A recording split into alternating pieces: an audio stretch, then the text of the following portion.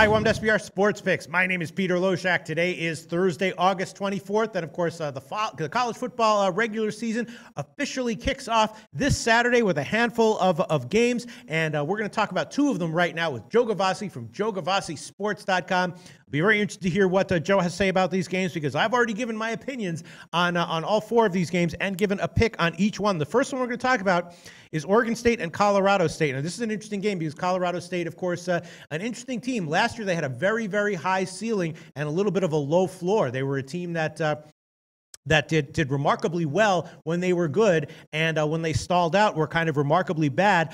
So expectations and hopes are very high for Colorado State this year, and they're also opening a brand new on-campus stadium. This is going to be the first game played in it. They're going to be at home against Oregon State, and Oregon State is also a team that's kind of slowly rebuilding, under head coach Anderson, and they're a team that I'm not super jazzed to bet against. My lean on this one would be, though, to Colorado State to start out the year with a bang, and I also gave an official pick on the under at 59. I think that Anderson will employ kind of a slow down, run oriented game to try to keep things close. And even though Colorado State is much stronger on offense than defense this year, or at least projected to be, it's a little bit of a high total. I'm seeing maybe a final score in the mid 50s, so I'm leaning Colorado State minus 3.5, and I took a bet with the under 59. Joe Gavazzi, what's your take on this game? I hope you agree with at least one of those picks. Well, I spent some time here this summer out in Fort Collins, a quaint little college town with 30,000 students at Colorado State. And I can tell you, things will be rocking here at the Mainline Ale House beginning tonight as these students matriculate back to Fort Collins, and they will be very excited about the opening of the on-campus stadium, Colorado State Stadium. No more traveling the 4 miles out to use at the base of the Front Range for the football games, and that'll have the community really, really rocking for this game. Again, remember, always at Fort Collins, 6,000 feet of altitude, a little bit of a built-in edge here against a Pac-12 visitor.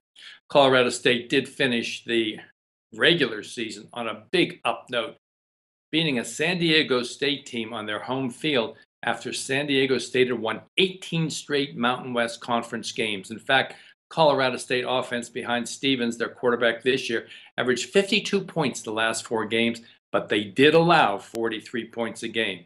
They had a downer after that big San Diego State win, and as a result, lost their bowl game to Idaho. So a little hard to tell what the mental's going to be. I do think they'll be excited about hosting a Pac-12 team.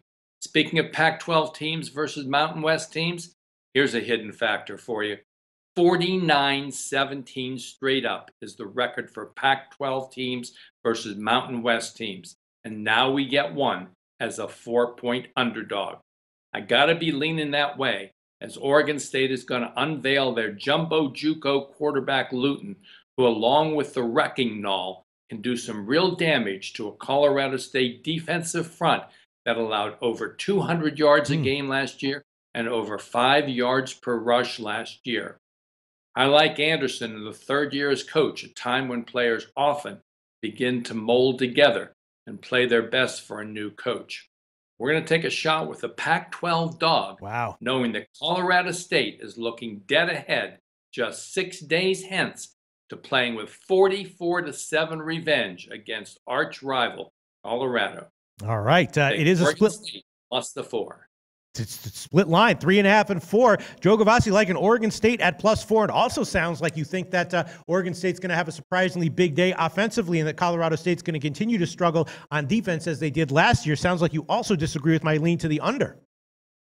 That's not really true. I believe that, as you point out, it's very likely or probable that Oregon State will use their offense as defense, controlling the ball on the ground, shortening the game, and you may well have a good side there with the under. Yeah, I was just looking at games that Colorado State played last year against these kinds of teams, and they tended to go into the mid-50s. So I am expecting a final score in the mid-50s, just that which would give some value to the under at 59. Very interesting breakdown. Joe Gavazzi like an Oregon State +4, and my pick for the game is going to be on the under 59. Thanks so much, Joe. Tell us about your website, JoeGavazziSports.com. You got winners on both sides in this game, guys. Take advantage of them. We're at JoeGavazziSports.com, and if you like college football, I want you to click on latest articles I have two great ones up there for you, which are going to make you money beginning this weekend at joegavazzisports.com. Thanks, Joe.